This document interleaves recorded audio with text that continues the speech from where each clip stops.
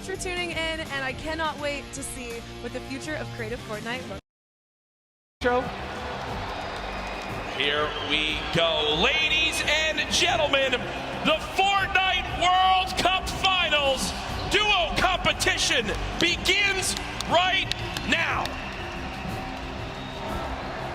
Jesus, this is going to be intense. I mean, there's nothing more, honestly, nerve-wracking than the initial launch. Off the bus, man, you're flying. Someone's going to die. Someone's going to be eliminated. Who's going to be the first one? Yep. You don't want to be the first one knocked out of the World Cup. You know, I mean, literally, I knocked him like, it was the first game in the Pro-Am, and that was just amazing. He can't live that down. I don't want to be the first person knocking this. No, for sure. As now we immediately hop on board with my pick to dominate today, Benji Fishy and Mr. Savage, and they're heading right towards Happy Hamlet, a place they've called home so many times, and this is contested. It's already contested. You're flying on into here, Ninja. The early game's so key, and already Benji Fishy trying to put shots down range with that revolver, but area is contested. You see they're kind of split from each other right now. What are their comms like in this exact moment? I mean, I think right now they're just going to be trying to hear exactly where these guys are, footsteps, any type of information they can pass off to one another is going to be very important. They've been practicing this landing. I'm pretty sure I've watched these guys play literally every week because they're from EU, so they were before NA qualifiers. Yeah. And yeah, this is exactly where they normally land. Savage and Benji, they don't always land on top of one another. And you're honestly at a disadvantage if you do land in the same house because you're going to be getting less shields of one another, right? Less chances of getting shotguns and things like that. And I'm just interested to see how they're going to play this out. Are they going to be aggressive? Or are they going to back down? Well, we just saw the first zone has been revealed, and it is a northern side zone, so anyone in Happy Hamlet not safe. Polar Peak, Frosty Flights, Paradise Palms, Lucky Landing, all not safe. As we continue to keep an eye on this fight, 98 players remaining right now in this game. Now, we mentioned the increased material farming right now, so you're hitting a couple trees, you're getting 20, 30 materials like it's nothing. Let's shift our focus, though, towards the middle of the map here at Dusty Divot, and it looks like Landjock and Punisher go out very, very early in this first game to Tetra and, on the flip side, the new Rogue members. They're wasting a lot of material right now. You can already see it. You've got only 100 maps left. That's 10 builds. These early game fights are always so detrimental. You have to be very, very, very particular with how many mats you're going to use when you're trying to ramp rush somebody, because if you make it there and they shoot you out and you have no mats, I mean, you're left with literally nothing to protect yourself with. And look at the advantage that you now have. Tetra hasn't had any shields, but because 2 eliminations come on through, he gets both. That's 50 shield per elim, putting him at max HP, and now he can completely change how he takes this fight. It's not like the normal games where you're still stuck at 100 health and you might second guess what you want to do. You might play a little bit more passively. No, because of those early elims, they now have Dusty Divot to themselves. They pushed out the Asian duo, pushing towards that top Dusty Divot side of XXM and Mend, and now they're sitting pretty. Divot all to themselves. They've got metal galore here as well as wood. The one material that really be lacking is going to be stone. Yeah, definitely going to be lacking stone. They can get a 500 metal, which is going to be their most valuable asset here, landing in Dusty. What I'm just interested to see is, they have no rotation items when you're looking over there, so hopefully they find something that's going to help them rotate later. There are no balls that spawn in Dusty, so no ballers. It's going to be very difficult to make it to the late game if you guys don't have some sort of crazy rotation. Shadow bombs, anything like that. Here's another fight going on towards Fatal Fields, and with how little materials there are, you got to think these players down low who are already just on light HP are in a tough spot, and there it is. Scarlet and his duo, Bell, get the quick elimination onto Brush. And that's going to push back Brush's duo into Fatal Fields and try to hide for a brief moment. Another rough start right there. So much stone in Fatal Fields. I feel like Fatal Fields is a underrated landing spot. I think you can get everything at Fatal Fields. You definitely get wood and brick very quickly, and then there's definitely some metal that you can gather around. There's a bunch of cars and things like that. Some tractors there in the sticks. But listen, man, I'm really curious as to why they're not pushing Sizz. Well, it's kind of a double-edged sword too, because yes, Sizz is by himself, but we've all experienced how easily you can hide in that brush there in the cornfields. And Sizz Lucky, these top players who land Fatal Fields know how to actually navigate the loot in the corn without breaking the corn. So I need to break the corn every time. Right, I'm not good enough to know, but there's a certain path you can go on, and Sizz Lucky will actually be able to go back and pick up Brush's cards. So this is key. You think you should go Reboot for it? Vans, remember, when you get brought back, you only had 100 HP and a common pistol. That will bring a lot of attention over. If you are Scarlet and Bell, are you sprinting back over that fight? I think so. Now across the map, though. An engagement going out between KBB, Yuang, and their duo up against Vinny and Zexro, and there's the knock right there, Ninja. That these guys don't have that many materials, so just needs to spray it out and hopefully find a chance to take him down, but he's healing up. Yeah, Zexro has minis as well as big shields, so we'll be able to get back to full shield, and Yuang now in a tough spot. Do I try to go? Zex definitely can interrupt this now. He took too long to start going with the res, but it looks like he's just going to be going for the reloads, taking his time, and he might be dipping out, maybe trying to. He's definitely staying aggressive, but he's going to get the revive off, and now it's a 2-on-1 again. Zexro staying confident though, knowing right now still at over 150 HP, the teammate has to be at 30 health. The wall comes through, trying to spray it, and it's not going to happen. And you see Zexro right there, hands right to his head. Some solid damage done, but Yuang dropped down to 59 HP. But with that elimination, we'll bump back up to over 100. Very, very close right there, Ninja, with the drum shotgun. Very important is checking out the Storm right now. A lot of these players, there's a lot. You guys can't see the screen, but there are plenty of people who are outside. They're going to have to start their rotations in. And this is actually where a lot of very talented players with their aim can clean up a lot of kills. This is actually my teammate and I's reverse. Our strategy was to try to get in those spots where you can beam people who are going to be flying throughout the sky using a lot of the slipstreams and just taking advantage of, you know, your incredible accuracy. A little update too on Sizlucky. They did get the reboot in Fatal, so they're both back in play. Look at how slow this lobby is going, folks. 92 players left, and a definite fan favorite here. Nate Hill and Funk of FaZe Clan currently set on up near Lazy Lagoon. And Ninja, this is your landing spot that you went to with your duo reverse. What are maybe some little tips and tricks for players at home who like to land here? Yeah, all right, so there's, if you go on the boat, on the ship, every single one of the masts is like worth 200 wood, so you definitely want to go for those and easily get max wood in arena in probably less than 10 seconds. And also there are some metal anchors in town that you can get for about 300 metal, which is, you know, like the most valuable material that you can get. I mean, have we talked about Storm Surge? Bridge when we cross it, but because 91 people left, I mean, how soon is it going to be? We're going to have Storm Surge is going to start taking damage until they get above the damage threshold. Yes, and it tells the players on their screen what the damage threshold is. If you're used to playing at home, you probably have never experienced Storm Surge in a normal game, but it is very common in competitive because everyone wants to last until late game, earn those extra points, and wind up getting those placement points to come on through. Watching Letwick and Flexi right now, it's so scrappy, Ninja. It's not your normal game where you get to loot up and freely grab everything you want. Here, I mean, look at the inventory. A common heavy assault rifle, 2 heavy bullets. Yeah, I mean, people are not going to be able to loot. They're not going to be able to loot normally. I mean, you have every single spot is definitely going to be contested or have talented players who are surrounding you. You got to be constantly worried about getting sniped from the side. All it takes is 2 seconds of being caught off guard, and you can get dinked twice with an infantry rifle, and boom, there goes, you know, 160 health, man, just like that. 89 players left now in the lobby as Twiz and Cover H, the duo, do get cut down. 45 duos remaining. The second zone has just been revealed, and again, Storm Surge will begin after that. I absolutely think it's going to happen. That will be for 70-plus players. So you keep that in mind as this goes on. Players who haven't really done any damage will know that they're going to be at a point where their hand is kind of be forced. They're going to have to put on a little bit of aggression. You're going to see the game pick up just a little bit here. There's Snappy and Red Rush already in the next zone. They're more than happy to just farm up this metal structure and claim it as their own. They're actually very centralized as well. Yep. I mean, a really great strategy that you're going to see a lot of people going to be using throughout this weekend in solos and in duos is to just try to get in the dead center of the second zone and honestly just kind of pray that the circle is going to continue to rotate in your favor. I mean, I'm still looking at a lot of these guys' inventories. One guy just gets knocked in front of him, like he's going to try to save his teammate. It's not going to happen. But there's not a lot of rotation items. I haven't seen a lot of shockwave grenades. I haven't seen a lot of shadow bombs. I don't see any launch pads in anyone's inventory. Yeah. It's going to be such a, like, the rotations late game are going to be nuts. People are going to get lasered out of the sky.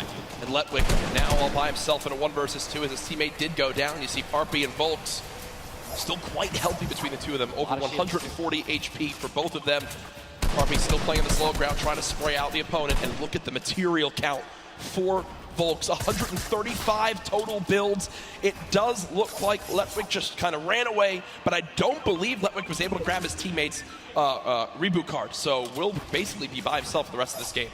You know, it's going to be almost impossible to perform alone when your teammate is knocked. And there's the Storm Surge warning. These guys are 106 above it. You guys can see that, which means that there's somebody who has 106 damage less than them that is currently below the threshold, and they are going to need to hit some people, deal some damage. And that's actually the beauty of Storm Surge, right? You don't necessarily only want people kind of just lingering around in their 1-by-1s, praying that the circle moves to them. You're gonna see some fights that are gonna be forced to break out because players need to get above that, or they're gonna die. They're not gonna be able to make it. Now moving towards the Dusty Divot Diner. You see Clicks and Skeptic. Yeah, the very young duo from NA East, and you just said yourself, I didn't even know you could farm this. I didn't even know you could get down there. This is the beauty of it, right? These are the top players in the world showing off the little things that they know that really no one else can pick up on. Many teams already stacking here as there's so many materials to be farmed up. And for a lot of players, Ninja, once they get max, they don't just stop there. They keep farming to have an excess for more if they need to expend a lot of materials quickly. Yes. On the bottom right of your screen, you see a fight going down in Salty Springs. A lot of grenades being thrown right there. That's going to be Serpent and Hype. Serpent and Hype in a pretty decent spot. You're seeing, if you guys can look on the minimap that we're staring at, every single team is now in the safe zone. Everyone is safe in the next circle. It is moving in. Double heavy sniper is in play. For those of you guys who do not know, a heavy sniper will take out a metal wall. It'll take out pretty much anything. It does 1,500 damage to structures. So if you have two teammates who have double heavy snipers, they can see a team, line up a shot of somebody hiding in a 1-by-1 and be able to take them out. And that changes the game completely. Once you hear double heavy, you can no longer sit still ever. Or if you know where they're at, you have to make sure you have at least 2 walls of cover on that side to protect you from the inevitable double snipe. And when we say double snipe, it's as far as 1, 2, 3, shoot. And they both fire at the same time and catch you off guard. There's absolutely zero time to react. And one thing you guys we've talked about are the rotation items. We got 6 shadows for this guy, and they have a baller, so they're sitting pretty. I think these guys are in a great spot. Absolutely. And you see the zone did just update towards the northern side of this current storm. Storm Surge is now in play, so players beginning to drop. 80 players in total in this game. They will just rotate on out of here. Hype and Serpent don't want the fight. And that's Jay now quite weak. With Storm Surge beginning to tick in. Quentin and Lanouf now having to push a fight as Storm Surge is affecting them as well. And you see it just kind of smites them down from the heavens, and there they go. Getting dropped by Storm Surge. Unfortunate for them, but again, with not enough damage done, they do fall below that threshold. Jeez, man, Storm Surge really does just force people into some pretty tricky situations. But again, man, it just goes to show a lot of aggressiveness is going to pay off for teams, man. You don't want to be put in that situation where, you know, you have to desperate and push. Maybe a duo that's better than you in combat. You know what I mean? And Airwax and Nikov that's a replay. Was that a replay? They just went down. Airwax and Nikov are winners. Well, Airwax at least are back-to-back winner of the Pro-Am. Does go down. Airwax double qualified as well. Tough first game for them as they do go out quite early on. 71 players left in this game, 38 duos. Again, it's a slow crawl as everyone begins to drop. Have you ever seen anything like this in competitive Fortnite? I think that the only time that we saw numbers like this were when the circles they didn't really chunk that much and they were more centralized in the beginning of competitive. So really no one had to rotate that much and no one had to fight. So now that these circles are really just kind of moving around the map, you can't really predict them. I mean, you're getting these players who have, again, the great aim, and they're just beaming people who are focusing on trying to rotate in the circle. Now look, there's so many people coming from the south right now, and it's just free kills if you guys are in a top position with solid aim, man. You're going to Texture right now, already getting beamed. He's spamming the spacebar, trying to make it as difficult as possible to hit. He sees a lot of, look at it, already trying to figure out right now, where's he going to land? Look at all these people who are already boxed up. They're already creating these tunnels. More shots coming down. And he's going to be able to make it. 8 grenades. So that's going to be, I mean, if he can get in a position where some players are already getting focused on the outside, 8 grenades, he might be able to clean up those kills too. Yep, that's right there. They do box up in time. Did take some shield damage, but thankfully they have some minis to replenish that in just a few brief moments as there's Eclipse now using them. He's got his teammate right next door as well. Medkit, so they're going to pop that too. Every little bit of HP matters. Saving the campfire for the late game, it appears. Ronaldo save the campfire. In the elimination feed right there. Here's a look at Mongrel earlier with his duo Mitro. They're set up currently in this zone. 68 players left. Love watching this guy play, man. I'm serious. I mean, here's, you just check his inventory. Only got 2 guns right now, which is inventory rifle and a combat shotgun. So he has no spray guns. All right, spray guns are, you know, anything to an SMG, tactical assault rifle, SCAR, anything like that. You know, you've got to have a gun that can shoot pretty quickly to kill players and hit players through their 1-bys. You know, very difficult. And look at that healing too, though. Yeah. 5 slurps, 2 slurps. 5 chug splashes. And they already have a slurp ticking. This is insane. They're super close to the zone as well. They don't have to move too far. Yep, and material-wise, look at that, 135 total builds. They're in a fantastic position to make some noise in game number 1. We'll definitely keep up to date. This slipstream. Some of the best, I mean, look at these are the best players in the world, and look how close they are to one another, man. I'm so excited when they actually have to force into these fights. The Storm's going to start pushing them. Look how, I'm sorry, man. I just can't, man. You guys notice also, Stinks, man, these players are so talented. It's going to be so hard to spray through their walls and actually deal damage to them. Yep. So you need things like grenades, like Stinks, right? Little fart bombs is what I like to call them, to force people out of their 1x1s and try to shoot them as they're rotating away and trying to build new 1x1s to dodge the Stinks. You see the Stinks right now going down on the Mongrel. And Mongrel gets immediately ripped in two as it seemed like the lobby began to focus him right there. His duo still alive. With good rotation, luckily, hopefully. Definitely has a bunch to, to be able to play with. The next Storm Surge has begun to kick on in. Intro, 12 damage below, will have to begin to put shots down range. The zone pushing as well. So in this position, with the zone at their back, Mitro's goal, spray at players who have to push from the zone. They have one way they can go. They can't afford to take storm damage. They've got to push right at him, and Mitro knows that. Now begins the fire. Dubs just below as well. One of the players who qualified multiple times through solos and then once in duos. They also have some great rotation. 2 ballers still intact. And here's the thing that you just mentioned, all these players who are going to be rotating in, being forced to rotate in, everyone knows that. Very little ammo, though. Look, these are the last 9 assault rifle shots in Dubs' inventory. It is getting scrappy, folks. And there's the split. Still, though, only 80, meaning combined between the two, they really only have about 150 shots to work with. The zone still pushing. 61 players left. Reminder, folks, this is game number 1 of 6 today in the duos competition.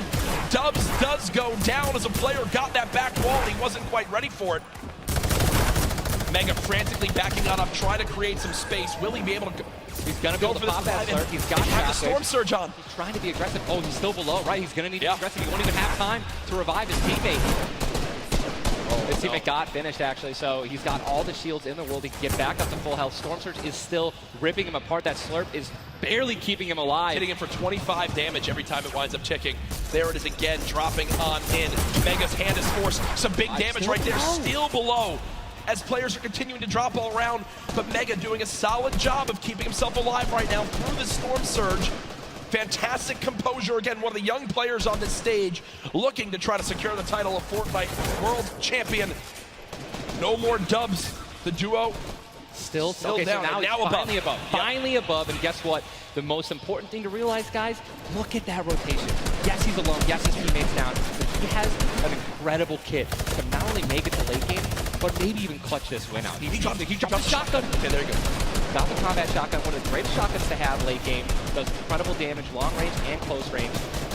And all the guys, the circle just rotated now into the storm. Massive amounts of distance needs to be covered. This Storm Surge is insane. It's still going on. Finally taken out. 52 players left. And this is where things are about to get serious, guys. Thomas drops some ammo right there for his teammate, Inclusia. And you see Thomas, that epic infantry rifle, one of your favorite weapons, Ninja. What is so good about that assault rifle? It 100% rewards pinpoint accurate players, right? There's no bloom necessary. Your marker, your aim is right on their head, boom, you're gonna get that headshot. You're gonna get 80 points of damage. And there's now the upgraded versions, the legendary and the epic, have 10 shots instead of 8. So I mean, it just packs a punch, man. It can really catch players off guard, and that's exactly what you're going to need when you're playing against these top players who will literally build and protect themselves when they get shot once. Folks, there are 45 players left in this very, very small zone. We are now on our 6th storm. You see it's about to begin to move, and players will frantically have to go across the map. Zayt and Saf right now discussing exactly what they should drop, pulling up their map, looking exactly where they have to go. 44 left in this one. We already got people using shockwave grenades, guys. This is a very far rotation for the second movement circle, so this is actually going to move very quickly. These people are going to potentially get stuck on their launch pads because there's so much frequent building. It's going to be nuts. And who's going to try to take the high ground? Because after this first circle goes, this is where people start to only try to use the high ground. And we know high ground is everything in competitive Fortnite late game. Everyone frantically moving away from the common enemy of everyone, which is that storm circle. Macwood taking zone damage. Daedra as well. King slowly bouncing on through with the shadow bomb. And Does land. Does land. Storm? Yes, but taking no storm damage, just playing right on the edge of it. Yeah, right on the edge of the zone right now. Will just stay boxed up for a brief moment. As now there's 36 players remaining, stomping the elimination feed. Arkram now goes down as well. You can see the elimination feed on the top left to keep track of your favorite players. There's so much is going on. This is what tunneling is. When you hear players mention tunneling, this is it right here. You move with the zone, you tunnel your way in, give yourself cover, but not a lot of materials left. Only 22 builds, and this zone is stacked. But look who's on the high ground. It's Mr. Savage and Benji Fishing. That would be your 2 picks, so good for you. All right, I have to owe you a bet there, man. That's that. All right. Mongo, unfortunately, do you still know if Nitro's still alive? I mean, listen, people are dying left and right, being eliminated. More Savage just used another shockwave grenade. He already had high ground, though. The question is, are people going to try to take it? You know that if you really want the chance to win this, you're going to have to try to take the high ground off him or have a rocket launcher to just take him out of it. He's just so weakened. Mr. Savage just looks up and beams the player out of the air. It's all Benji Fishy and Mr. Savage in the elimination feed right now. 24 players left in this one. But 20 duos. There's almost no duos remaining, Ninja. Right, it's all solos, and this is kind of what's going to happen, man. Mr. Savage goes down. It's up to Benji, and listen, Benji's been in this position before. We know he can handle it. Nitro's still in the game as well. I just saw him. He looks incredibly healthy, but now taking some storm damage. Benji's just going to try. Listen, look at the materials. Not a lot left. They're only using their shadows. I think he has 1 build left. Yep. That's it. That's all he has. He's got 10 total builds. 10 total builds. He's just trying to outlast as many players as possible. Remember these placement points. We've made it into our top 10 duos. Now into our top 8. Zayt and Saf now. Zayt and Saf now on the high ground. This game. One of the few, the only duo left. This has a Zayt and Saf win written all over it. Mitro, Mongrel's duo, was all by himself very early on. Still alive in this one. 40R Storm now getting beamed. Can the North American duo of Zayt and Saf close this out? Raining down fire from up top. You see the frantic builds coming in. Benji Fishy goes down. Mega, Mitro, and Scarlet on the low ground. Shots still coming on in. Zayt and Saf just sitting pretty. Mitro just got a double, I think. 5 limbs. Tries to get it done. Not enough. Zayt and Saf, 2 versus 1. Will they take game number 1? Yes, they will! Zayt and Saf had the high ground, and they used it the entire game. Rain fire from above. We're able to make up 5 limbs plus 10 placement points. That's going to be 15 points. Game 1. Talk about a monster game number 1. You saw the immediate reaction. They know how key that was. And I've watched so many games of competitive Fortnite, Ninja. They were the only duo left with still like 18 players remaining. Yeah. When they get the high ground like that, they send 1 player down to get close. Scarlet was already weak, and there's just no shot. In the end, the veteran players of Zayt and Saf take game number 1. And you know, Ninja, that was a big topic of conversation. Players with LAN experience, players who've been around the Fortnite competitive scene at these major events for a long time. Will they let the nerves get to them? Guess what? The answer is no. Zayt and Saf take game number 1. Kept their composure. It was absolutely incredible to watch, man. And seriously, these guys have been absolutely dominant in the World Cup qualifiers online. And it's only fair that they continue to show their dominance here at the actual World Cup stage.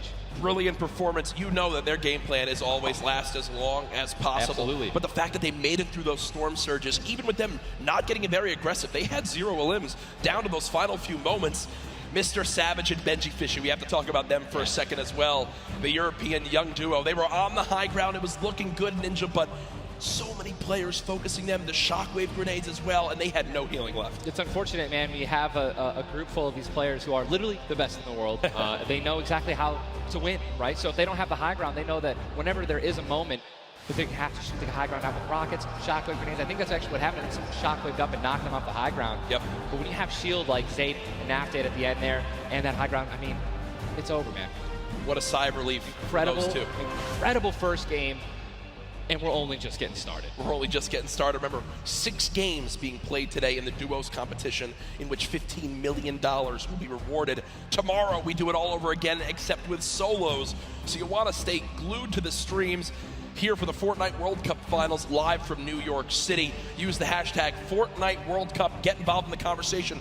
Send to Ninja and I your thoughts after game number 1. Who surprised you? What are you looking forward to in games 2 through 6? For me, other things I noticed, man. you've got to be on your A game. When it Absolutely. comes down to taking note of where you are with the storm surge, those were longer storm surges that have lasted than I've ever seen before. I've honestly never seen Storm Surge affect the game so much. Yep. Because here we are having 80 people left after the second circle. So you know what I mean? Like, and these guys, they're not going to let you hit them. You know what I mean? And if you want to put shots on these guys, it's going to be when they're flying in the air, rotating, which you also expose yourself to a sniper shot. You know, Absolutely.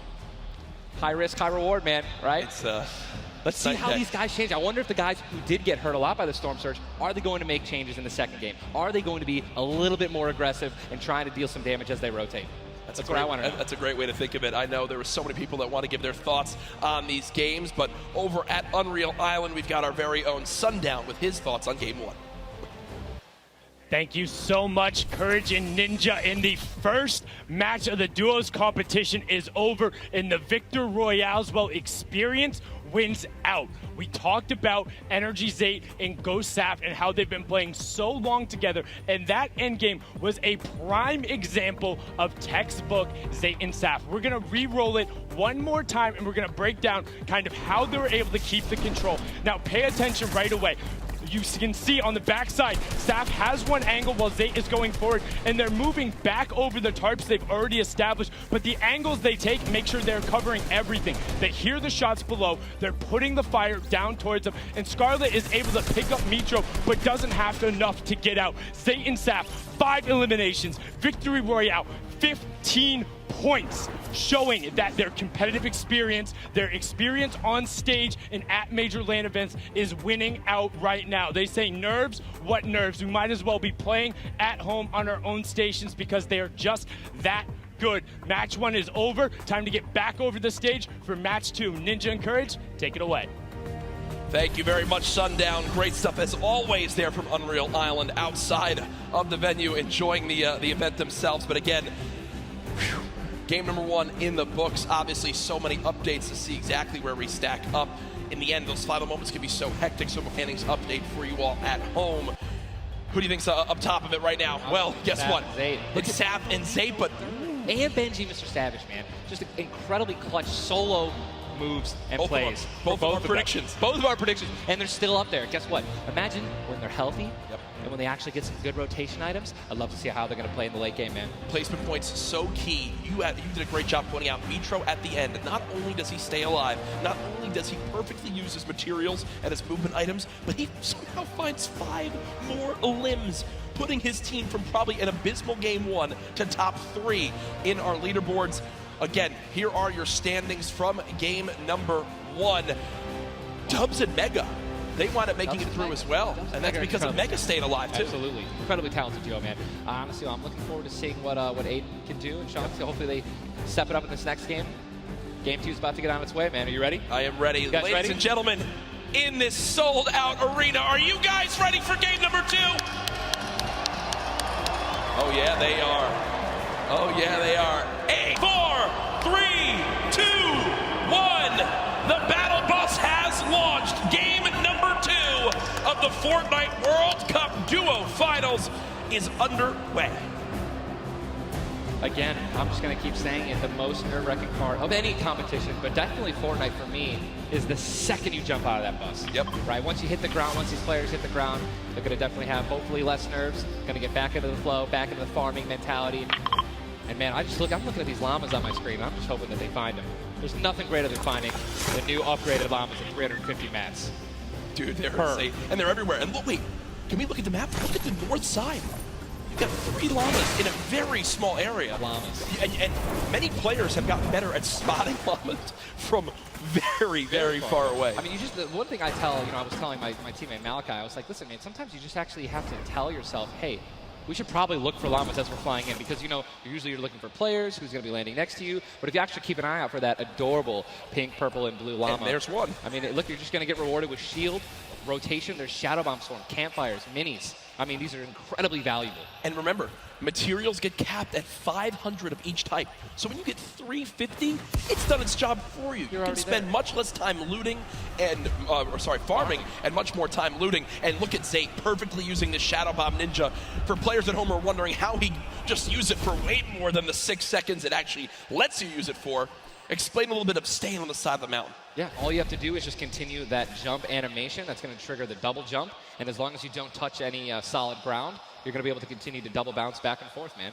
It's an incredible, incredible use of the Shadow Bombs, and you're probably going to see a lot of players do something like that in the late game off of other people's builds, and which is way more difficult to do that off a mountain, by the way. For sure, as we now take a look at the storm is landing side of the map, and this storm is very far. Great point to bring up there. We can see on our side, the zone right now basically gets cut off at Dusty Divot and Neo Tilted, and the rest of the north side of the map are in play. So everyone near the middle and south side will have to move, and you see in the elimination feed very early on, Elevate does get cut down. So a tough start for the duo from 100 Thieves right there, as you've got to wonder if Arkram's still alive. Either way, though, Daedra and M11Z looks like they have players down in Loot Lake. In Loot Lake, Lucky Landing, and they do have a duo nearby. Looks like they're trying to obviously back away while continuing to farm up. Lucky Landing is not really a 4-person landing. When more than two people land here, one of them is going to be leaving a little bit handicapped. And Yu Wang in a fight right now, popping that last big shield, so all of his damage that he will take from now on will be permanent unless he gets an elimination and gets. Look at how good these stink grenades are right now. Scram and Mexi have lost so much HP off the start of this one just from getting ticks. The spray does come up through a third party, though, beginning to shoot down on a Yu Wang. So another player putting their attention towards this fight. Trying to line a side at Snobby, but KBB does go down. It's now Yu Wang all by himself, and no materials left, Ninja. He can't even take a wall. They're really, this is an abysmal position to be in. Yu Wang knows that, trying to fall back to his teammate to maybe sneak a revive. Can't afford this fight, right? The longer this takes, they're not going to be able to get materials. They're going to be burning all the materials in this fight right now. So they're definitely going to need these elims to make up for it. That was and a clean. the knock on Landjock. And Landjock and Punisher went down early last game as well, and it looks like Landjock will suffer the same fate here. Upgraded combat shotgun, you know he's going to take that. Punisher trying to make some plays here. Still, now it is a 2-on-1 situation. Just need to play the numbers advantage. And again, the storm is about to start moving, so they're going to have to make some plays sooner rather than later. No ammunition. Very few builds. No shield. This spells disaster, and Punisher goes down, and there's the frustration in the player camera right there. Slacks and Keys, 2 quick eliminations. But you mentioned they can't afford to do that. It takes so much time in that fight. They've got to go very far still. Now over to Neo Tilted. Clicks and Skeptic in a fight. Got some shield. Doesn't necessarily want to use this mini to only get a 10. And he looks like he's trying to obviously take some ult to help his teammate out. No, he's getting taken. Is there trap kill? He's going to get the knock. Unbelievable, incredible plays. Bad Sniper goes down, and now he's continuing to branch out. When you guys are in fights like this, you always want to do exactly what he's doing right now, which is branch out, continue to build these little 1x1s with pyramids, try to confuse your opponents of where you actually are healing up. Skeptic, just 8 builds left. They're trying to stay alive right now. They do have the number advantage. Clips has time to pop 1 mini, and it looks like they're going to go for it right now. They've made the conscious decision to try to build out, but no. They back up for a moment. Finally gets a shotgun. Yep. Shotgun picked up. Grenades now as well. They want to go for the second elimination. And we take the L. Oh my God, we got some trap talk. Did he just take the L in real life? Did he just take the L in real life? Homie, this is land. This dude's going to come over. No, I'm just kidding. 40? But the Stinks come in. Stinks coming in, 22 health left, Campfire down. He has. Oh, and look who's here. Third party. Hello. Look who's here. N8 puts up the take the L, and EU says, no, no, no. This is the World Cup, baby. I'm going to show which continent is best. Mitro and Mongrel, full HP, and they storm roll through. Dual links for Mitro, Clicks still right there. Down low. Wow, incredible. Look at that kit. Gold Scar, gold combat, heavy shotgun, or I'm sorry, heavy sniper rifle for taking opponents' walls. Look at, they're just stealing and bum rushing, and that's going to be it. And there's no shot right there. Skeptic. You saw, hey, putting on a show. I love it. The man does YouTube for a reason. But then also a fantastic player. I think speaks a little bit too soon. Aiden now on your screen. Does knock 1. Hasn't finished the elimination yet, so still will gain 50 HP if he can get the full. There it is. Now a 2 versus 1. Aiden and Sean. Look at how weak Sean is, though, Ninja. Sean has absolutely no health. A little bit of shield. Hopefully we're going to drop some minis here. Aiden being the good team that he is. I'm sure he's calling it out right now. But it is also a 2-on-1, and they don't know, we don't know how weak this guy is right now, but if he is weak, they're going to look to try to trade. And there's a double shotgun shot for over 21 white. players, no shield left, are going to try to put the pressure on. Sean has health, and look how aggressive they're being. They're both one hit. They could actually grab. They're going for it. They're saying, you know, you would have thrown the trap down by now. And there it is. And look at the take from Aiden. The jump out to the side, and they'll be rewarded with shields, with materials. And look, Aiden actually, there was 2 big shields. Yeah. Aiden's got the full health. That's incredible, man. You see the stats so far this game. Aiden has done 434 damage, has taken 312, and he's near back up to max health. I know Aiden is a crowd favorite here. Every time the camera goes on, there's a big cheer from this sold-out arena. For those of you guys who do not know, the Storm Circle is about to update right now. We just saw our second one, forcing everyone out of the north and east side of the map. And also, guess what? Every single llama was found. Yep. All 5 llamas have been found, so we have some probably high material players right now. A lot of rotation. Oh my god, I can't even. Freaking out, man. You're getting into it. Looks right like now. a lot of people. I love it. Yeah, we're looking around. They're all gone. There's Yep. only one airdrop that's left, which means a lot of players. It's very difficult, man. Going for airdrops is super risky, but it looks like everyone at the World Cup here is taking their chances. And what's kind of funny with this zone, as you see it on the bottom right side of your map, the slipstreams are there to basically help everyone get from the southeast, east, and south side of the map easily into this zone. So if you kind of sit outside and wait for players to move in from the slipstream, you might be able to deal a lot of damage. And remember, you might think, oh, well, there's no way you're going to get that elimination. I'm not even talking about that. I'm saying free damage for Storm Surge when that comes into play, because it is going to happen very, very soon here. We're about a minute away. It literally looks like we've been watching good action. But there's 84 teams, 84 players left still. Yep. I guess that's a testament to our observers backstage. Great stuff to them. Sizlucky does take a bit of storm damage right there. Chug splashes in the inventory. And Ninja, like a dolphin. Chug splashes have came into this game and they've completely taken competitive by storm. Are they the best healing item currently in this meta? I think that, there's a lot of items that get added where, not everyone is all unanimous about it, right? Some people do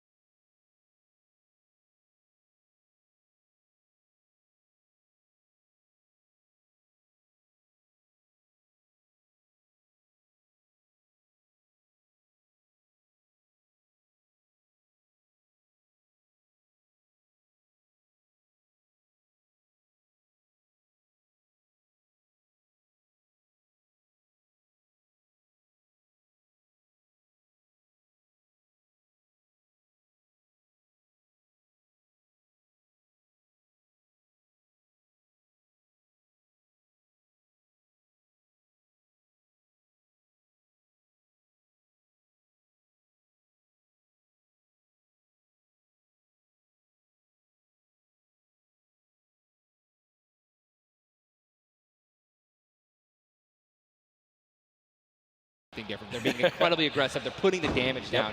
And unfortunately, there were just too many players who took advantage that they were weak. And that was the top 5 leading into this game. You see it updated again right there on your screen of where the leaderboard is at the moment. Mitro and Mongrel just staying alive. In a great spot. Holding this pyramid edit. And for people at home who might not know, he's not exposed right there, right, Ninja? He's peeking through his build. Correct. If you guys are moving through a pyramid, you hit edit on it, you cannot be seen, right? And you can also see through it. It's a very amazing feature. Fortnite, Battle Royale. What a Battle Royale, the ultimate Battle Royale experience. Ultimate Battle Royale experience, man. Blue T is in the storm, taking damage, a lot of damage, and he's still going to be rotating. Rogue taking damage as well. Thomas going to have to make some plays. And there goes Road. He actually just got knocked. 66 players remain. And this storm is kind of moving a little bit away from Pleasant Park. But it's once you have a high ground mountain in play, I mean, I'm wondering if it's going to go north. There's 3 high ground mountains in play. And really mixes it up late game. A drone ship that people can wind up going on top of. And those are brilliant to use. Oh, absolutely. If you guys can get up on top of those, guess what? You have ultimate high ground on the map without having to place any mats. Yep. It's incredible. You can't get sniped from above, and you can deal as much damage as you want. Also, it's incredibly difficult to shoot players that are up there. 100%. But it's important to know that after the 5th circle closes in, those air vents will stop working. So if you don't have any rotation to get down, glide or redeploy, anything like that, yikes. That's a massive yikes. So you have to pray that someone puts a launch pad down underneath it somehow. Yep. And go for it. Yeah, just risk it all. Most of these teams will mess that up. Now, we talked about our Game 1 winners, the team that took home the Victory Royale, which is, again, 10 placement points, the max you can get for placement in these games. It was Zayt and Saf, and they're currently set on up in this zone for the moment. Did they just get the zone as well? Are they the yellow team in the minimap? I mean, they're close enough for sure. I can see. I think, no, actually, no, they got to rotate a little bit, but look, they got 4 shockwave grenades. Yep.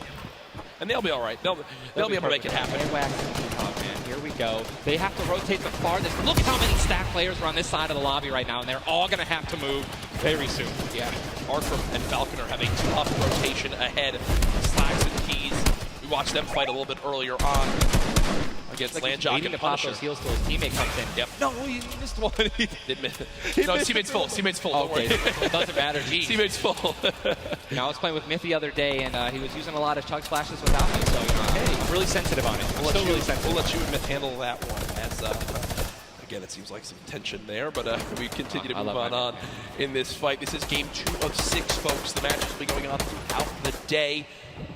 62 players left in this one, 35 duos. And you see Arkram and Falconer. It looks like they did a duo shockwave to try to fly across the map together. Good teamwork. As the frantic rotation begins to move on in, more Storm Surge will soon begin to come into play as well. Jack, I have a question for you, man. Yes. Once these circles start closing in, they're so small, what do you think is the play? To rotate in right away once it's revealed if you're far out, or to wait and be the last team? For me, it completely comes down to what you have left, what you have in your inventory, where you are at in the leaderboards as well. If I'm in a position where I know I need to make some ground up on the leaderboards, I want to rotate early and try to begin to spray back on the opponents to get some free eliminations. Yes. If you get the zone on you, you begin to just build on up and get that height so you can spray on down as well. In this one, though, again, all comes down to rotation. If you have nothing to rotate with and you're far away, I think you play late and hope someone else drops a launch pad near you and use that community pad to your advantage. Yeah, and we're looking over here at Ewing, 3 eliminations, sitting here with some very good materials, and it's definitely a very delicious loadout. Anyone with a heavy sniper and a blue SMG in a combat.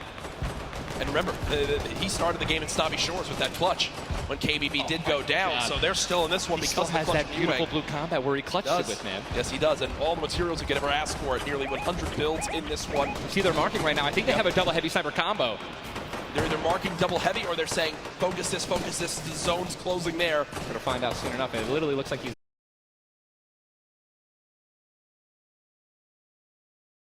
They've got the tools, the key to open all doors, as I put it, and this zone, Ninja, it just moved over a mountain, man. It just moved onto the side of the mountain, so high ground will be in play, but at the same time, Ninja, half of the low ground still in play, so it's not as bad a position for the low ground players. Here's a look at Mongrel and Mitro. Remember, Mongrel did go down early on in the last game. He's got to back on up because he's burning through materials very, very quickly. They're far above this Storm Surge, so they're good for the moment, and there's the replenish from his teammate in Mitro.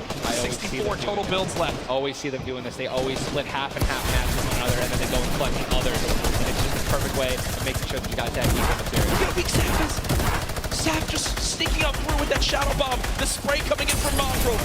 Stink Bomb is hit as well. Everyone focusing these players on the outside. They've got the minigun firing too.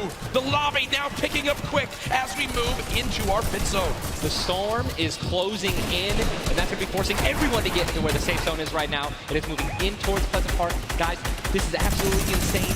51 players still remain, by the way, in a circle this small. They're just trying to get as many limbs possible as people are rotating in. Mitro on the bottom right of your screen with that minigun has 631 bullets to spray down with Mongrel in a fight. Gets one player weak, but does have to back on him. Didn't get the clutch. Someone else stole the kill from him. Mitro gets chunked as well. Still have a launch pad, but again, when you're in a situation like this, low ground, they're getting sprayed with nothing but grenade launcher shots and frag grenades, and they're both going to be eliminated. And Mongrel also, Airwax just went down as well. And you see Cease in the elimination feed. Does look like, remember early on, Elevate did go down. There's That loot looks so delicious. Zane go for it. Zane and Saf, do they do it? Do you go for it? There's a launch pad there and so many materials. This is game-changing loot right now. They've got the builds to go for it if they want. They're gonna do it. They're gonna make the play. A gold combat shotgun too, man. Zane and Saf. Uncontested. That's one of those risk versus reward plays that can help set them up for 2 victory royales in a row. Mongrel and Mitro's loot too, man. Oh, that was making a and we know that was juicy loot. They're making a statement saying, listen, we're from NA, we're here to play. Taking out you only didn't know they took them out, but they're definitely taking their loot. Yeah, for sure, as they are still above this Still great rotation items too. They both each have a launch pad, both have 2 shotgun grenades, and there it goes. He didn't get it though, they try to get both at the same time. Gonna be flying, and this is it, another massive rotation going to be taken to the center of Pleasant Park for 167 damage above the threshold, so they're looking pretty good right now. The question is, are they going to keep mid-ground, go for low ground, high ground? What's the play? They didn't get the full launch pad. He might have to use his own. Yes, he does again, and that actually works out. He hits his head on something, which takes him down from having to, fly all the way up and get beamed. They're going to challenge high ground right now. Zayt and Saf looking to do what many would think was impossible, which is win back-to-back games in the stack lobby. Just saw Falconer in the feed as well. Arkram with an elimination too. 19 duos left as we're moving towards the placement points, Ninja, and these duos know exactly that. 3 points if you make it into the top 15, which can be the difference between first and dead last. What are they going to do? Are they going to prioritize rotation in and not taking damage, or are they going to try to play it a little risky and go for the elims? If you're going to be shooting, going for elims, definitely open up to a lot of spray, shotgun shots, AR shots, someone suddenly taking the high ground on you. So it all depends on how their play style can unfold, man. Many more duos remaining in this game, unlike the last one. Zayt with another elimination right there on a KBB. You got Snappy and Red Rush on the high ground, and Saf over the play. The high ground goes to the high ground. Take, will he get it? He's gonna get it. He has it. Zayt's got high ground. Zayt has high ground as they go to try to push for 2 victory royales in a row. Saf is there as well, but Snappy just appeared right behind Saf and shotgunned him down right there. Zayt right now is going to have to concede to the high ground, giving it to Snappy. And he's just going to have to stay alive as long as possible, try to get some placement points. He is obviously a talented player, top player. He can definitely make something happen, and I'm interested to see what he's going to do. Cease has been by himself since the first moment of this game when Elevate went down at 98 players remaining, and he's somehow still alive. There goes Mega. You've got Darox and Item on the low ground. Warwin getting chopped down as well. Zayt with about 100 HP. Uh-oh. Here comes Vinny and Zexro. They're trying to challenge for the high ground. Keys right now being held in the storm with 5 limbs. He's going to be eliminated from the back. Zayt taken down as well. Snappy still with the high ground. Zex and Vinny and TSM crew looking good, and they're going to take it. They just took high ground. Snappy gave it to him. And they just got the high ground. Great use of the shockwave as well. Vinny as well as Zexro on hype for the moment. 5 eliminations so far. They're putting their names in the hat for potential victory royale in this game. They go down, right? They want those limbs. Forward now with eliminations back to back. 4 players left in this one. Zexro and Vinny spraying from the high ground. It's a 2 versus 1. The player right on the edge of the zone. The shockwave into the air. And he's going to drop on down to hype for the moment. The spray coming on in. It's not enough. Zexro and Vinny. TSM takes game 2 with style. Both alive. You love to see it.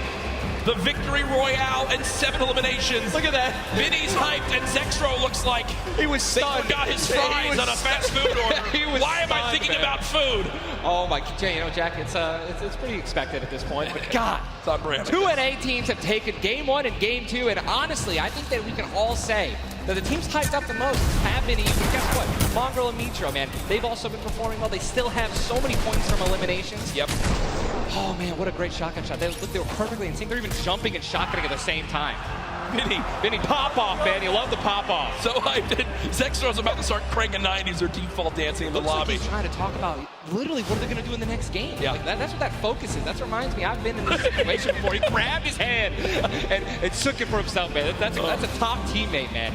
Great synergy. What a start to today's competition. The energy in here is insane. I am looking around and there are thousands and thousands of people filling up the Arthur Ashe Stadium live from New York City. Again, my name Jack Courage Dunlop, joined by Tyler Ninja Blevins for what is the first ever Fortnite World Cup Finals. $30 million on the line this weekend. Millions will be tuning on in from across the world. There's so many ways to watch, and we're just 1/3 of the way done with today's action, and it's already been fantastic. I don't even want it to end, man. I could be here all night. These games are incredible. Yep.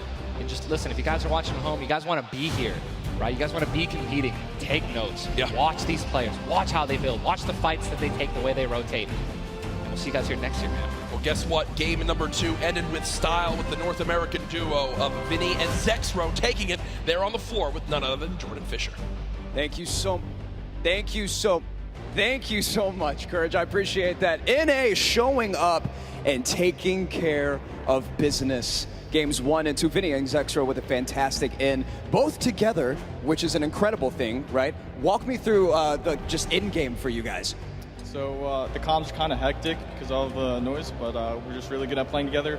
Like, we're the longest duo that have played together. So yeah, we're just not Great, fantastic. Fortnite. Again, you just see them, just like a lot of other talent here, always at the top of the duo qualifiers every single week. Even though they already qualified, they continue to keep playing, and practicing. Guess what? They just took the game number 2. You got to be pumped right now, man. Once you win one of these games, you can't let up, though. Again, and that's why I love that energy. Zex was immediately just, I felt like he was just talking about, what are we going to do next? Hey, man, good job. We won that. Let's do it again. Yeah. Right? How are we going to change, maybe even do better somehow, get more limbs in game 3? No, for sure. And they know that. They're not going to take their foot off the gas pedal. Folks, we have our standings after game number 2. Where are things playing on out? It is still Zayt and Sap at the top. Dubs and Mega at 18 points in second. Zexro and Vinny, with that performance, go from 0 points up to 17, Ninja. And that is the beauty of how this plays on out. Anyone can have a pop-off game and come right back. Mongrel and Mitro still in your top 5, as well as Serpent Hype, Darox, Item, Borwin and Tux, Snappy and Red Rush all there. While Zayt and Sap do have a nice little lead right now, nobody is safe from the rest of this lobby. I'll tell you that right now. I mean, just take a look at the points, Courage. You got 11 points, right? Benji and Mr. Savage, they fell out of the top 10. But look at that. Storm and Epic Whale, 12 points. Daedra, M11Z, 12 points, 12 points, 12 points. All they need is 2 or 3 points, 2 or 3 extra eliminations right there, and boom, they'll move up 6 places. Yep. You know what I mean? So it's still anyone's game, all right? 2 pop-off games, 1 pop-off game, boom, you're already in the top 5. Remember, if you get 50th place or 11th place, from that whole time in between, you win $100,000 as a duo. Still. But if you go from 10th up to 1st, it jumps all the way to $3 million. So everyone, eyes on that top prize. We are just 1/3 of the way through the action today, but I know we've had a lot of fun up here, Ninja. What an absolute blast. Ladies and gentlemen, be here, man. Can we give a round of applause to Ninja for hopping in for some guest casting? What a great job. Thank you, man. Always a pleasure, brother. Pleasure to be here. That's going to do it for us for now up here on the caster desk, but I know Zeke is down on the floor with some notes for you all. Thank you guys so much, man. What an awesome first 2 set of games from Sap and Zayt locking down the lobby to Zexro and Vinny just coming in super clutch. And of course, guys, you've been here. We got to see Ninja. He got to go ahead and commentate some games. So what I want to know from you is, have you guys had a good time? Have you enjoyed it? If so, let's just let me hear you. You know, that was so. Let's pretend I didn't ask. Have you guys been enjoying yourselves? That's what I'm talking about. Obviously, we've got quite a bit more games left to get through, but, you know, if you've been watching for a long time, you know I'm a big fan of everyone that loves Fortnite. It's all about bringing people together. And I like to say Fortnite fam, that's my thing. That's what I do. And you know, there's actually a lot of people from around the world that have come here to compete, to watch, to be part of all of this. And I thought, what better way to give back to you guys than to teach you how to say Fortnite from all around the world. So in just a moment, we're going to take a look at a video, and I can't wait because this is actually the first time I'm seeing this. A lot of work went into making this happen. So I can't wait for us to watch this together. Let's take a look.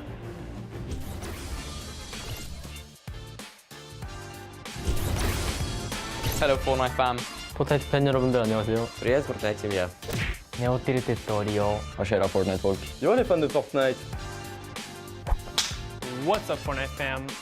Fortnite 팬 여러분들. 안녕하세요. What's up Fortnite fam? Hey, 저는 Fortnite fan. What's up Fortnite fam? Was geht, Fortnite-Freunde? 冠军等着我们。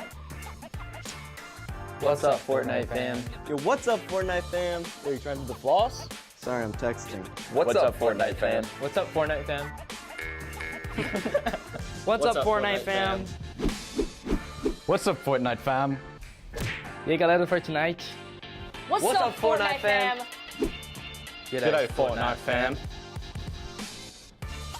Bonjour, comment ça va les fans de Fortnite? G'day Fortnite fam. Cheer off Fortnite fam. What up boys?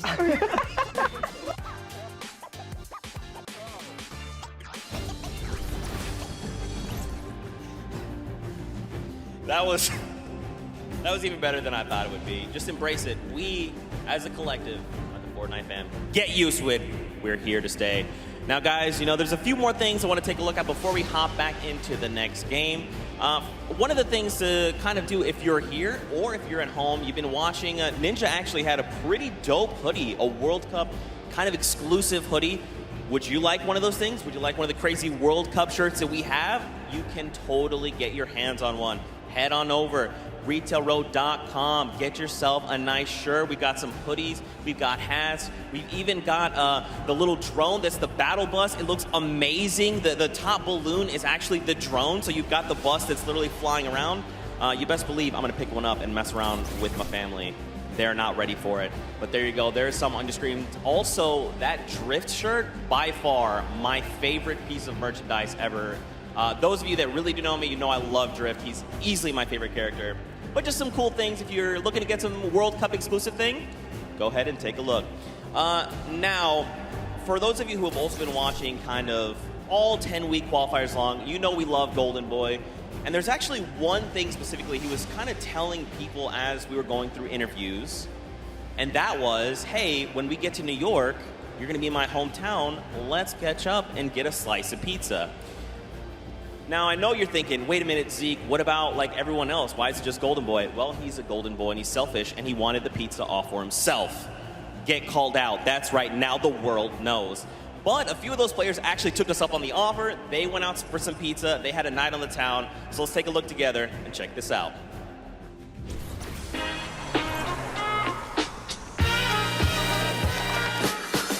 New York City. We got the Statue of Liberty, Central Park, the Empire State Building, and the first ever Fortnite World Cup Finals. I couldn't be more excited about the greatest Fortnite players from around the world coming to my hometown to duke it out.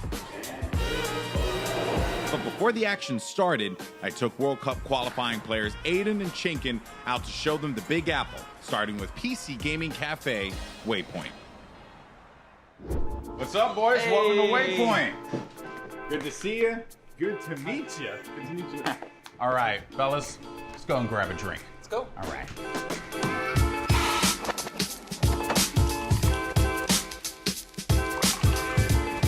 All right, gentlemen, thank you so much for joining me here in my hometown, New York City.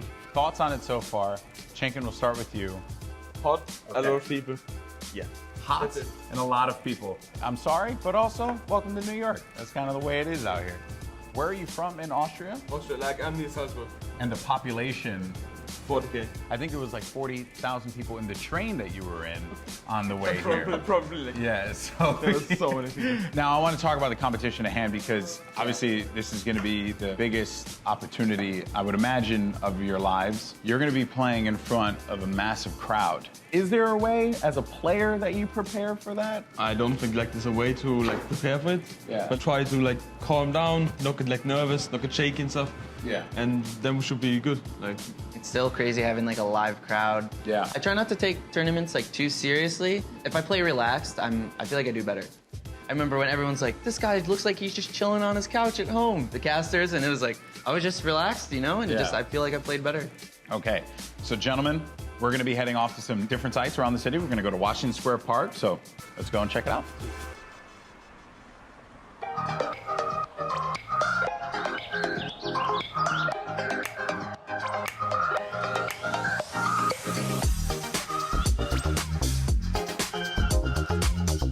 All right, so now here we are in Washington Square Park, gentlemen. And I love the fact that we've conveniently set this up. I don't know what these pieces would symbolize. I don't know. I'm not too sure. Is it like king or queen? While we have this here, let's talk about competition. You guys are potentially going to be facing off against each other. Have you thought about that now?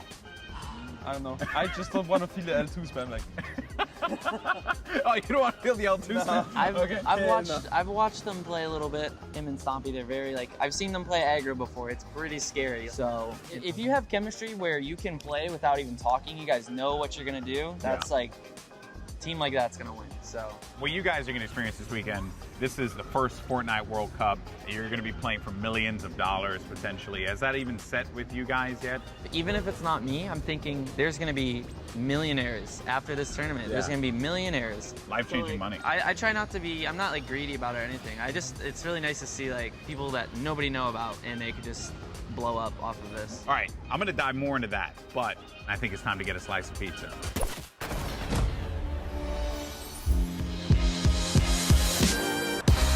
Take you out for a good pizza. We'll get some pizza. To give everyone pizza. Yeah, I'm gonna show up with 2 giant boxes of pizza. Say I won't, Paula. Say I won't.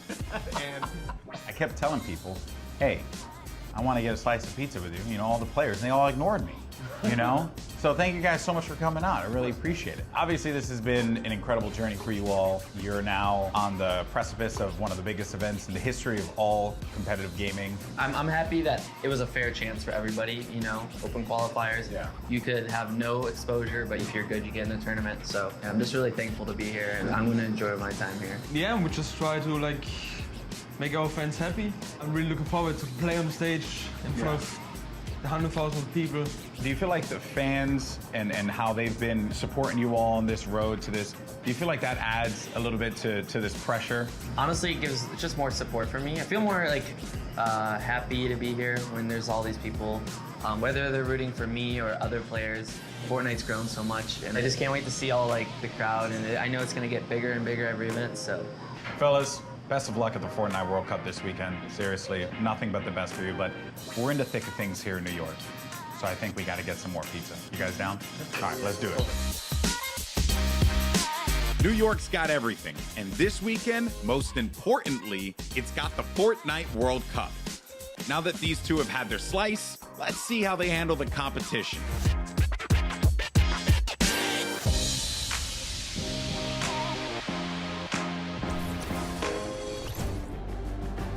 Good guy, golden boy. You gotta love him. You can't not. He's just the best, and it's really cool that he got to go out, hang out with Aiden, get some pizza, and, you know, just tour New York. You love to see it. You love to see it. Now, guys, there is actually a dynamic duo that we want to talk to. We actually have Jordan Fisher standing by. He's going to be chatting with Nix and PF Zin. These guys qualified back from the Brazilian region, and they've got some things to say. So, Jordan, let's go over to you. Thank you, my friend. I've got Nix and PF Zin here. Nix, you have been absolutely dominating in the last few weeks, especially where the solos and the duos are concerned, being the first Brazilian player to qualify for the World Cup. Can you talk to me a little bit about the dynamic that the two of you share as partners? Nix, você estava dominando nas últimas semanas, principalmente para os qualifiers da World Cup. Você pode falar pouco sobre a dinâmica de vocês? Eu e o PFzinho costuma jogar bem agressivo e tentar pegar o máximo de eliminações possível. PFZ and I, we try to play as aggressively as possible and get as many eliminations as we can. As you should in the name of Battle Royale. Right now, PFZ, you seem to balance out the fiery kind of loose cannon nature of Nyx, who is obviously a dominant player, kind of helping him set up for a solid in-game. What's it been like to work with such a young and fiery player like Nyx?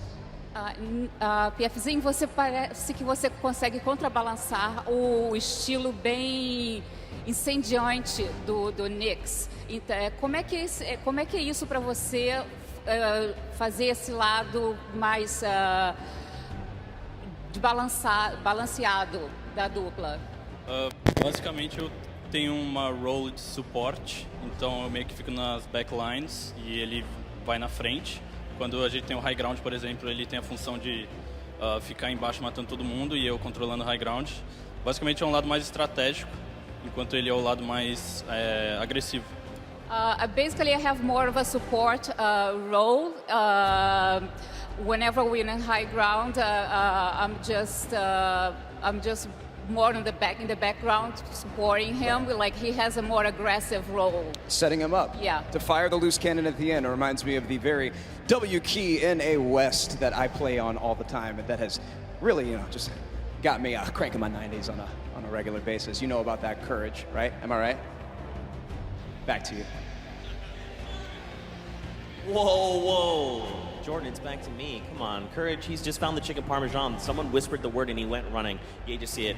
Also, big shout out to Nyx and PFZ. I actually chatted with Nyx very quickly. He walked up and was like, "Hi, I'm Nyx." And I'm thinking, this guy knows how to talk. So I talked a bunch of stuff, told him how much I loved him. Turns out he didn't understand any of it. So I had to get a translator and tell him that I love him. But that's how things go. Now, of course, guys, I know what you want. You want more games. We have 4 more on deck. So I think for now, we're going to send it back up to Golden Boy and Monster. They're going to get us into these games. So how's CJ Mike Realm? Play us in.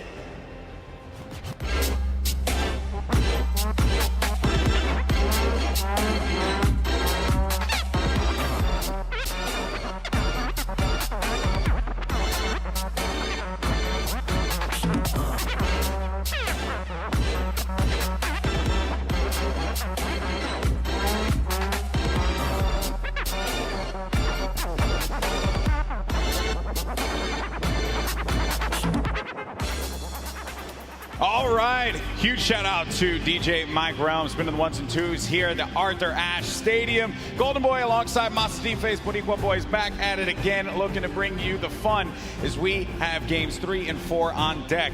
And so far, this has been one of the most exciting events I've ever been to. That game 1 was ridiculous. Game 2 did not disappoint as well, Monster. No, it didn't. I thought for a second there we're going to see back-to-back performances from Zayt and Sap. And I mean, we honestly did. Everyone that was in the top 10 contestant, even Miz and Daedra, they were performing. We saw them cut it all the way through. And it's that level of consistency that's going to cut the difference in making it all the way through the top 10 and being a World Cup winner. What I've loved seeing is that standings page, top 10. International through and through. You got the Japanese players popping off, European players popping off, players from New Zealand. Everyone's putting in every little bit they can. But folks, it's now time for game number 3. The players are all loaded up in the battle bus, and we are about to take off. Let's see who's going to get that much closer to raising the trophy and being your Fortnite World Champions of Duos. Here we go. Keep it going, Golden Boy, because we are jumping into game 3 as these cameras populate. Your favorite competitors are here. They've made it this far. It's the duo competition. If you were nervous before, hopefully they kicked the bucket over this little break here, and they're back, and they're recuperating. I know I practically kicked the bucket after Vinny and Zexro won game 2, man. I was feeling it, man. It was nuts. And there they are on your screen. So the drop for the bus here is going to be a north to south one going right over that ice biome. It's going to cut pretty much center of the map there.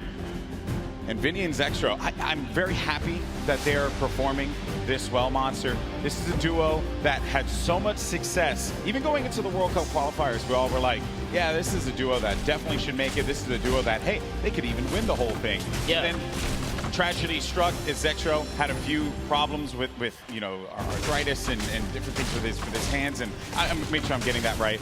And I'm just bummed out about that. Good to see them here showing up, man. That's huge. I mean, that's what you expect of our competitive veterans, specifically Zexro, Vinny. They go back to as many of the LAN tournaments that we've seen, as does Zayt and Sap. But anyways, look, in here we have UN, KBB. He's going to take down Mexi. Is Scram close by? Is he close enough? And this is a battle going down in Snobby Shores. So off the rip here, we have players getting dropped. That's actually going to be our first elimination. Lucky for us to catch that one, but there's shots coming in from the Viking Island right up above, and he just kind of turns a corner, sweeps him up, catches that full elim there. So that's his now. We got a little toe-to-toe action here, Golden Boy. Very rough situation to be in here, but Zexro now looking to engage in this one. Potentially here is going to have... We're going to go over to his POV now. Kind of get, it's a little wild, man. It's like just getting the bearings all together here, I think, for the players as well. That moment where they can just have that conversation. What are they going to do? How are they going to just implement their strategy going into the next game? What is that strategy going to be? Do you mix it up? Do you change your drop spots? These are things that are going to be so important for these players. The time that they can take to just communicate with one another. Now, Scram looking to be potentially in a world of hurt here. We heard from Nyx, PF Zin earlier on. This is the Brazilian duo. I don't think they know that. Yes, Scram, they're going to be on the hunt for him. So they know that he's around here. They're just trying to sniff him out. Yeah, and if you were in the players' lounge, you could feel the tension, specifically when we brought up the Brazilian duos, the Brazilian players. These guys qualified, and they qualified with heavy elimination. Nyx especially being one of our only players to like literally qualify as hard as you can in the, you know, for the weekend. He was at it each and every week. You constantly saw him at the top every single time. It was so impressive, and also qualified for solo, so we'll be seeing Nyx tomorrow. And then you got Scram. He's got 2 eliminations, but he's just hiding this one out. He hears them making all that ruckus, all the noise around him, and Scram just does not want to give up his position. Perhaps he grabbed his teammate's reboot card. He's maybe looking for that play. But Nyx and PF Zin, they have to have an idea of where he's going to be located here. Yeah, he does not want to give up his position here. He's actually just hiding in the basement right now, hoping that these guys just kind of blow by like dust in the wind right here. As Nyx and PF Zin, they think it's clear. They think it's all good because they came in and they just wrapped up one of the other players. They actually didn't initiate the battle against Mexi and Scram here. So Scram might just get lucky and be able to kind of sneak on by as he hears this powerhouse duo, this Brazilian duo, kind of loot their way through and make their way to the zone soon. And loot they definitely will, because they're getting a lot of resources out of this. Scram over in the distance. He's going to be out of there, but now we're making our way over to the action. It's happening with 7SSK7. Got Spades and Crims now looking to push on for this fight here, potentially. Got some shots going off. Crims is going to play that overlook position, getting challenged there, and trying to use that advantage from the download, a little bit of that right hand, right? Just see if you can get a peek in there. Does get tagged up, Crims. Guy does back away there, does manage to build out. And Spades is going to force him out. There you go. So this is right now playing for that positioning, and I like the fact that they're using these, you know, the natural high grounds, right? Get to the top, hold it down. Don't really focus too much on just trying to get in their face quite yet. Give yourself that moment of opportunity and really get a lay of the land, and then going for the engagement. Yeah, absolutely. The best duos will try their best to isolate their opponents, really force them into, you know, very weird situations like this, force the 1v1s, and hopefully get those free shots and then pursue the push here. So again, look at how now they're split up again. So Spades and Crims are doing a great job here pressuring and isolating their opponents right now. And so far, they're definitely dictating the pace of battle here. Yeah, that's what they want to continue to do. They're suffocating them. Plain and simple, right? Not let them get any kind of movement there. I mean, Jamside and 7SSK7, they're looking, they're having a conversation of what the play is. What is the movement going to be? But Crims and Spades are not going to allow them that opportunity to breathe. That's going to be the down there. Crims managing to knock down Jamside. He's looking for 7SSK7 around the corner, and that's going to be the elimination registered. Both players are going to be out of there. And a big win there for Crimson Spades. What a clean push right there. Crimson Spades have so much to prove here, because when they qualified, they were kind of looked down on, like, wait a second, was it luck? Was it not? No, they're here to show it off and show why they're at the World Cup Finals, but now hopping back with Miz and Daedra. We saw them have a great game one, came out top 10, and they're still in the running. They're in about the top 10 right now as well, based off of eliminations. Not necessarily picking up too many placement points. They're heavily dependent on just wiping up these players at these points of interest, and looks like Lucky Landings is theirs right now. And they'll have that, but let's see. Miz and Daedra. They linger about it. I love the fact that you go to this hot spot here, so there is going to be a bunch of free items that you're going to be able to pick up on. Also, you're going to have that circle advantage. It's right there. So you don't got to worry too much. You can continue to focus on looting. High ground has been lost, though. Miz needs to be careful. Where's Daedra at? He's going to be right next to him, trying to get these angles. So what they have to do, they have to stick together. Looking for the sound cues right here. Can they find their opponent? Catch a nice little low ground peek right here. Low ground is definitely underrated. If you can just kind of peek out, catch a big shot, you're almost guaranteed a headshot, which is a big multiplier. Yeah, players don't really think about that, right? Like you always see Fortnite players go after the high ground. That's the bread and butter for a lot of players that play this game. But you know better than most that the low ground can pay dividends for you if you know how to take advantage of that positioning, and maybe some overzealous players to try and get aggressive on you. You got Gustavo along with Wishy. I'm actually very interested to see if Gustavo's going to lead this push here, because specifically between these two players right here, this duo, this Brazilian duo, Gustavo doesn't necessarily lead the pushes. It's Wishy. Wishy's the aggressive one here. So he has the ultimate high. He's always looking for the shot. What are they going to do? It's just a nice standoff. Yeah, and that's this whole event, right? Players have just been very cautious about what they want to do. They are not trying to get too aggressive in these fights. They know what's on the line here. Millions in prizing is on the line. You do not want to make a bad decision. Be one of those teams that are eliminated out early on. But Gustavo's going to be putting shots down. Focusing this player, forcing him to actually build up. He has no builds to work with as well. 19 HP remaining, and just a hope and a prayer, but unfortunately for him, that was not going to be enough there. Gustavo's out. Wishy isn't going to happen for him either. And Miz, he's feeling it. That's going to be 2 elims for this duo. You gotta love the snarky little smirk right there on his face when you get those 2 points. Smirky. Feels so good. It's really good. It feels really good. And then Volks and Parpy. And look at this. Parpy actually dealing with this battle. And this other player that actually got the high ground against him was focus firing on Volks. Parpy pushing back here. I wonder, you get split up like this, but Volks and Parpy, they love playing a very aggressive style. They'll get in your face. They'll box you out if they need to.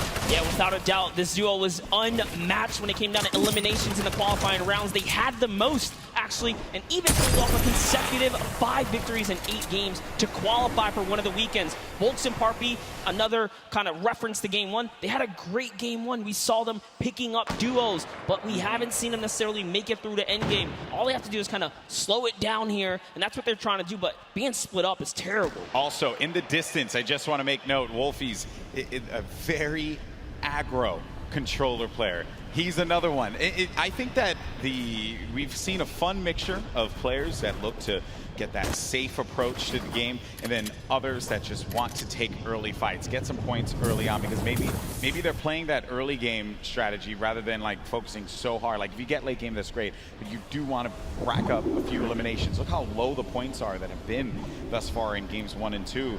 Get yourself a few elims and then maybe manage to make it to that top 15, which is very hard given how many players have stayed alive in this game. Games 1 and 2, we were at what, like circle 5? Yeah, circle 5, I think. We were sitting at like 45, 46 players. They're just waiting for movement. Yeah, and that's where that storm surge kicks in, right? Does damage to players that feel like back. But Crew and Chaplains, one of my picks to watch, have sort of been struggling in the format so far. I guess when the real pressure's on, the environment shifts, right? Everything changes. That's right. Everything changes here, and Crew does manage to get that shot off, or attempted to, with that tactical shotgun. It was not going to get the connection necessary.